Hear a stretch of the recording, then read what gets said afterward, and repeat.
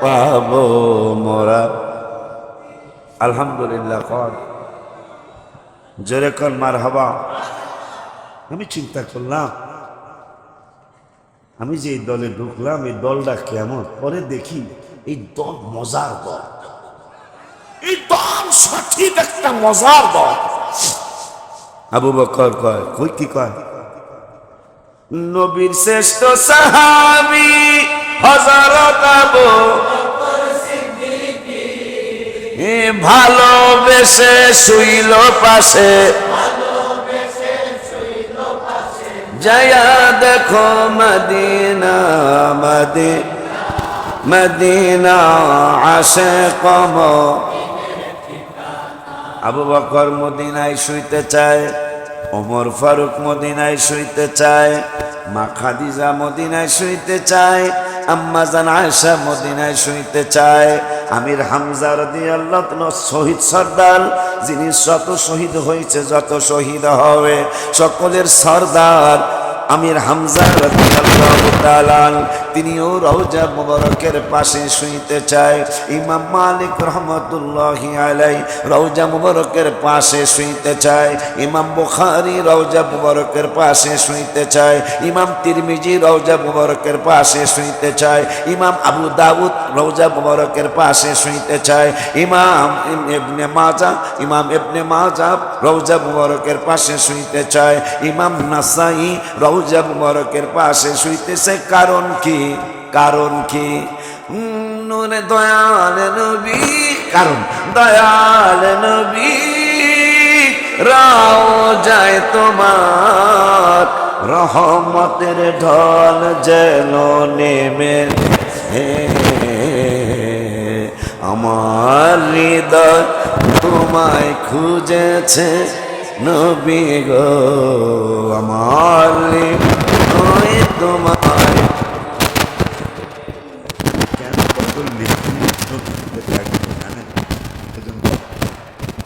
আমি 29 বছর এই লাইনে আছি,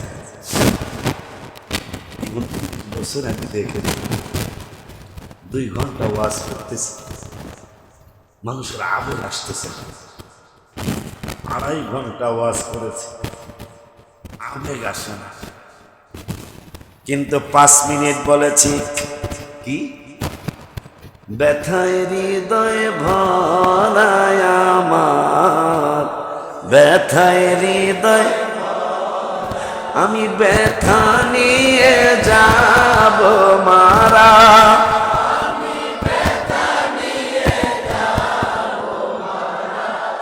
আমি ব্যথা নিয়ে যাব মারা, ব্যথায় হৃদয় ভর আসেনি গজলটা, ব্যথায় আমি ব্যথা নিয়ে যাব মারা,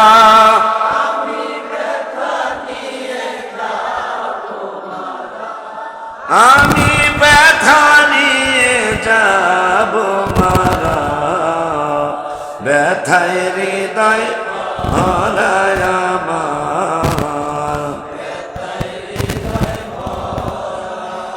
এমন অনেক আশ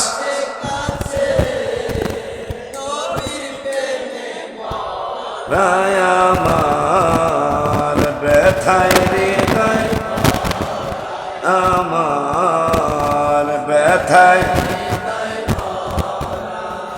অনেক কষ্ট বলিবার নয়, আরে মনের কষ্ট মনেতে রয়, যায় না প্রকাশ করা ব্যথা, যায় না অনেক কষ্ট বলিবার নয়, মনের কষ্ট মনেতে রয়, যায় না প্রকাশ করা ব্যথা,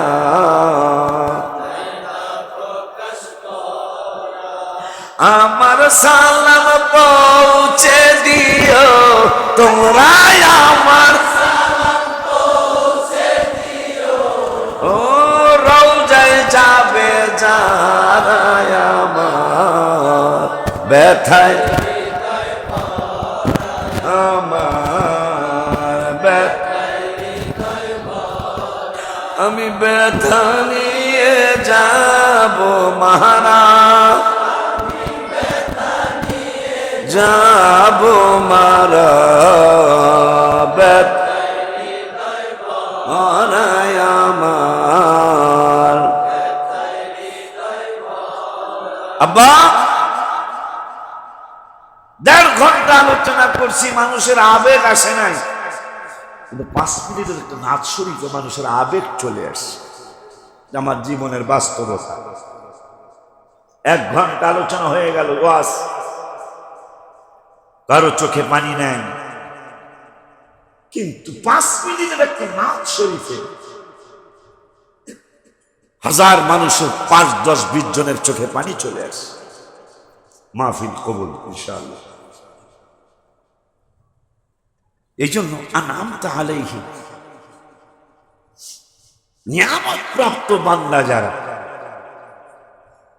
তাদের রাস্তাটা আল্লাহ বলছে ইহদিনাস সিরাতাল মুস্তাকিম।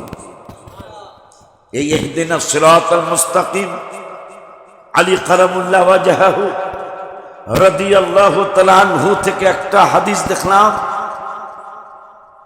বাদশা বখতে নসর এই বেয়াদব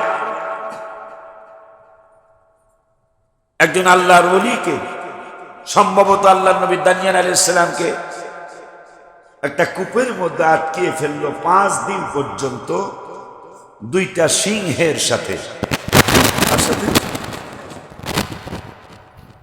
2টা সিংহ যে ঘরের মধ্যে আছে, ওই ঘরের মধ্যে আল্লাহর নবী দানিয়েল আলাইহিস সালাম তাকে আটকিয়ে দরজা লাগিয়ে দেওয়া হলো। 5 দিন পরে দরজা খোলা হলো, ঢাকনা খোলা হলো, দেখতেছেন আল্লাহর নবী দানিয়েল আলাইহিস সালাম আনআমতা আলাইহিম, নিয়ামত প্রাপ্ত আল্লাহর নবী, মারহাবা, তিনি অক্ষত অবস্থায় 5 দিন পর্যন্ত খাওয়া নাই, দাওয়া নাই। আহা, খাওয়া নাই, দাওয়া নাই, আমরা তো না খাইলে মরেই যাও। ফেরেশতাদের কিন্তু পাক হয় না, ফেরেশতাদের কিন্তু রান্না বান্না হয় না।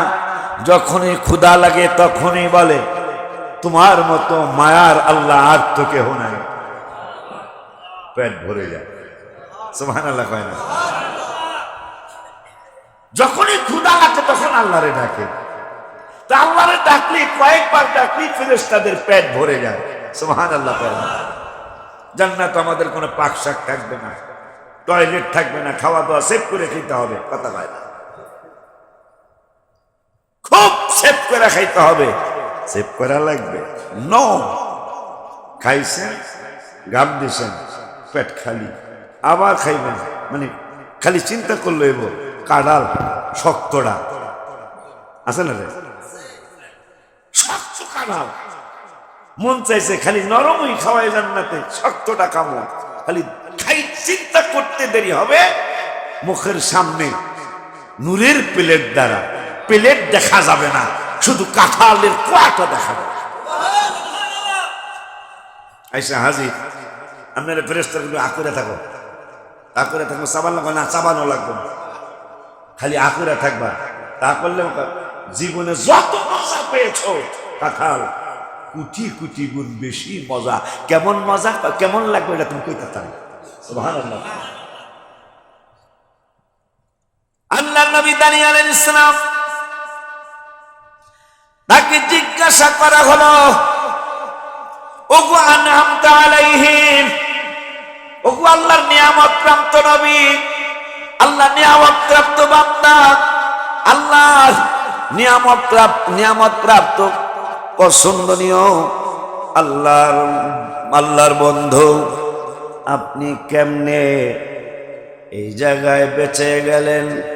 যে যেমনে বেঁচে গেছে এটা আমাদের জন্য কোনো কঠিন হবে না, শুনলেই বুঝবেন।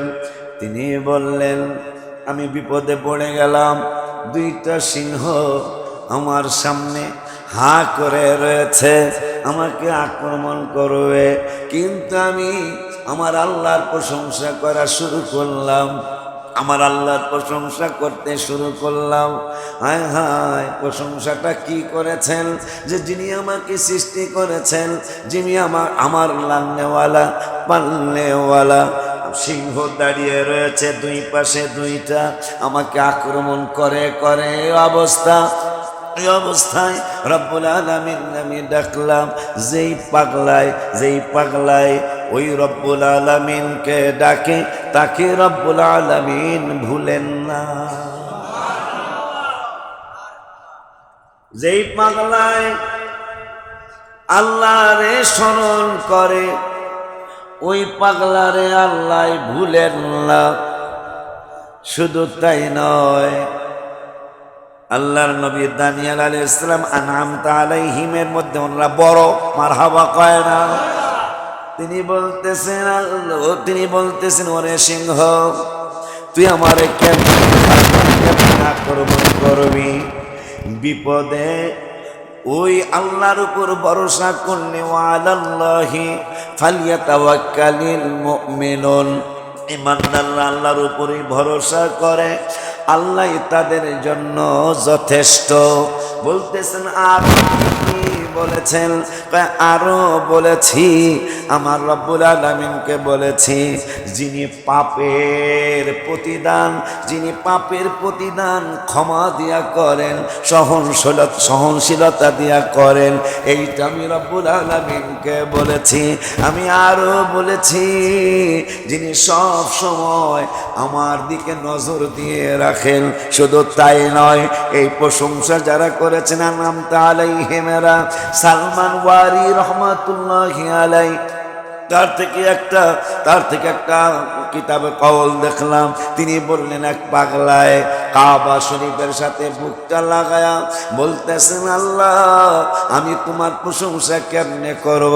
আমার তো প্রশংসা করার কোনো ক্ষমতা নাই, প্রশংসা করার মতো আমার কোনো জ্ঞান বুদ্ধি নাই, কিন্তু রব্বুল আলামিন আমি প্রশংসা করতে চাই। এখন তিনি বললেন, রব্বুল আলামিন, এই জন্য আল্লাহ এবং রসুলের প্রশংসা করতে হয়। ওই প্রশংসার মধ্যে আমার আল্লাহর হামদে এলাহি আছে, নূরের নবী রহমাতুল আলামিনের নাতে রাসূল সাল্লাল্লাহু আলাইহি ওয়াসাল্লাম আছে। আল্লাহর ওলি আনআমতা আলাইহিমের একজন, তিনি বললেন, আল্লাহ আসমানে যত সৃষ্টি আছে, সমস্ত সৃষ্টির পরিমাণ তোমার প্রশংসা আমি করতেছি। মারহাবা। এরপরে বললেন, আল্লাহ তোমার জমিনে যত সৃষ্টি তুমি করেছ, তোমার জমিনের সৃষ্টির পরিমাণ প্রশংসা আমি তোমার করতেছি। এরপরে বললেন, আল্লাহ এখন আসমান জমিনে আরশ কুরসি লৌহ কলম যত জায়গায় যত সৃষ্টি তুমি করেছ, ওই সৃষ্টির পরিমাণ প্রশংসা আমি তোমার করতেছি। রব্বুল আলামিন খুশি হয়ে গেলেন। পরের এই কথাগুলি বলে চলে গেলেন বাড়িতে। হজ করার পরে চলে যাওয়ার পরে পরের বছর আবার হজ করার জন্য আসছে। আইসা ওই একই কথা বলতেছে। কে যেন আলহামদুলিল্লাহ বলল, সালমান ওয়ারি রহমাতুল্লাহি আলাইহি, গত বছর তুমি সমস্ত সৃষ্টির পরিমাণ প্রশংসা তোমার আল্লাহর করেছ। আমার ফেরেশতারা তোমার এই কথা, তোমার এই প্রশংসা সওয়াবগুলি লিখতে ছিল। গত হজ চলে গেছে, হজের পরে আবার রমজান আসছে, রমজানের পরে শাওয়াল আসছে, শাওয়ালের পরে জিলকদ আসছে, জিলকদের পরে জিলহজ আসছে। ওই সওয়াব লেখাই তো এখনো শেষ হয় নাই। এই সুবহানাল্লাহ এত আস্তে কইলে যে গত বছর তুমি যেই প্রশংসা করেছিলে, ওই প্রশংসার সওয়াব লেখনীয় ফেরেশতারা সবাই লেখা শুরু করছে, কিন্তু এখনো সওয়াব লেখা শেষ হয়নি। আবার তুমি ওই প্রশংসা করতেছ। এই জন্যই তো আমি লিখছি আর লিখি, আল্লাহ তুমি মহান জানি, গাফর গাফার না নি বলো না, আল্লাহ তুমি মহান জানি গাফর।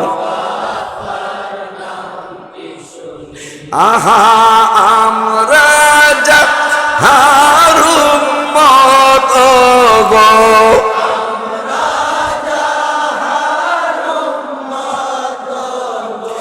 তোমার প্রিয় হাবিব তিনি মওলা,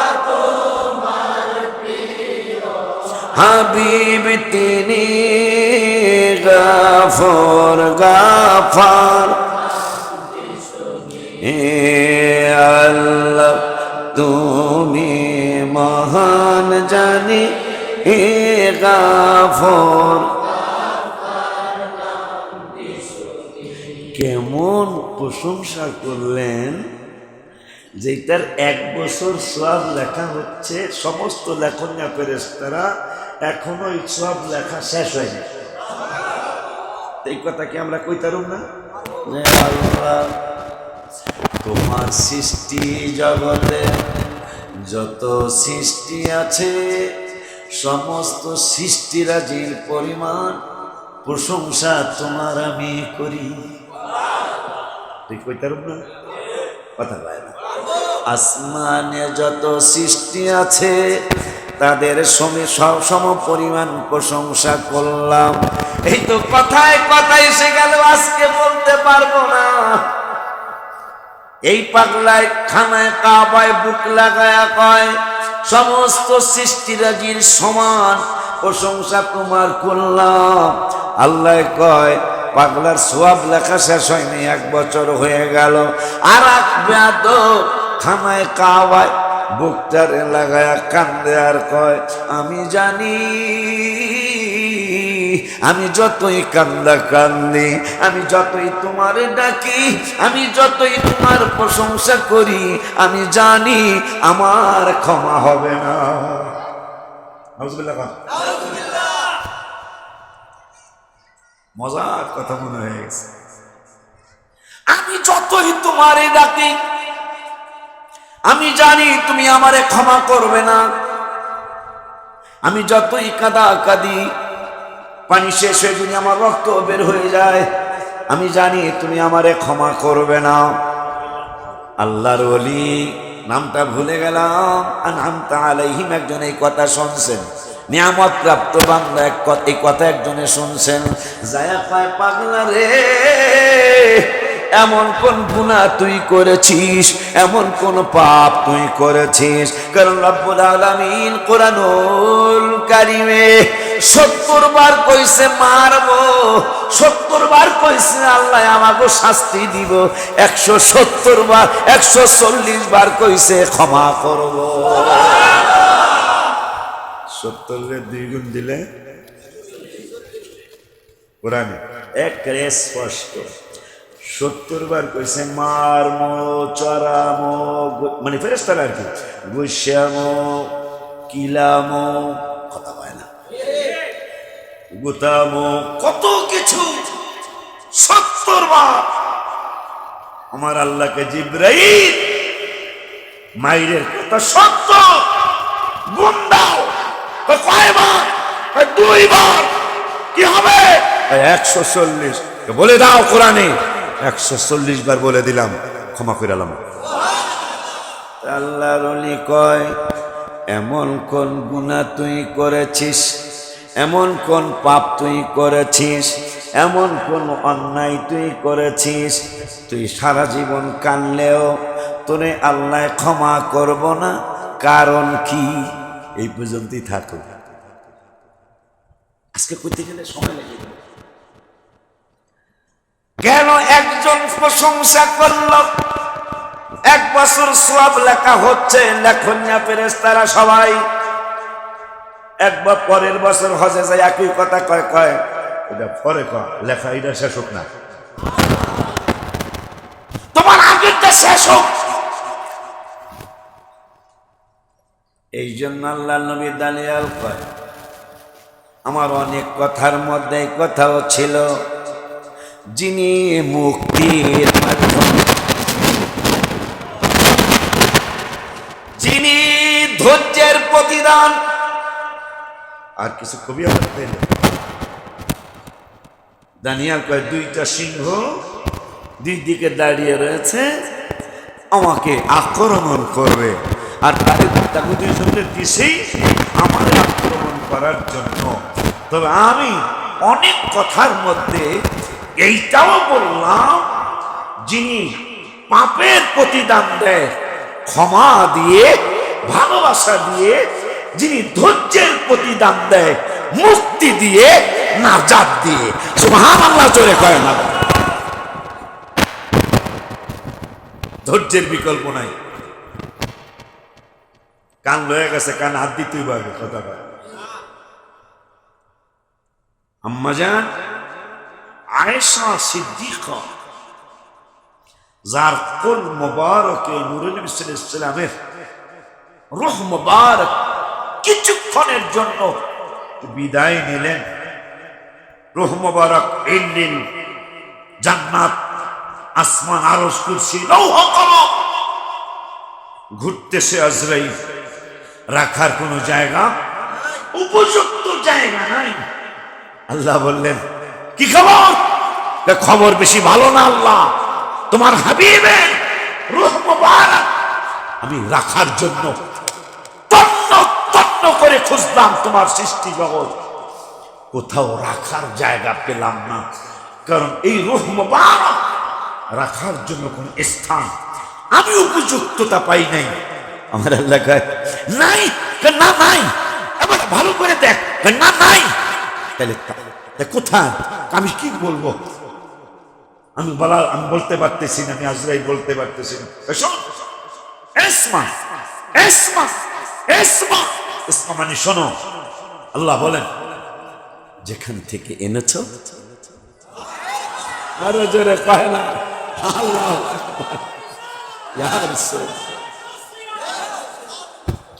যেখান থেকে এনেছো ওখানেই রাখো। আল্লাহ নিয়মের বাহিরে চলে যাচ্ছে। সুবহানাল্লাহ। আজরাইলের নিয়ম তো এটা নয়। নিয়ম হলো ইল্লিন, মারহাবা, দরকার হয় ইল্লিনের সর্বোচ্চ স্থানে রাখবো। নিয়ম তো চেঞ্জ হয়ে যাচ্ছে। আমার আল্লাহ কয় বন্ধুর জন্য নিয়ম চেঞ্জ হবে না, হবে কার জন্য? যার উসিলে আমি সবকিছু সৃষ্টি করেছি, যা থেকে সৃষ্টির মাধ্যম যাকে বানিয়েছি, পাও না? না, আল্লাহকে জায়গা আছে তো। আজরাইলকে কোথায় তুমি চিনো?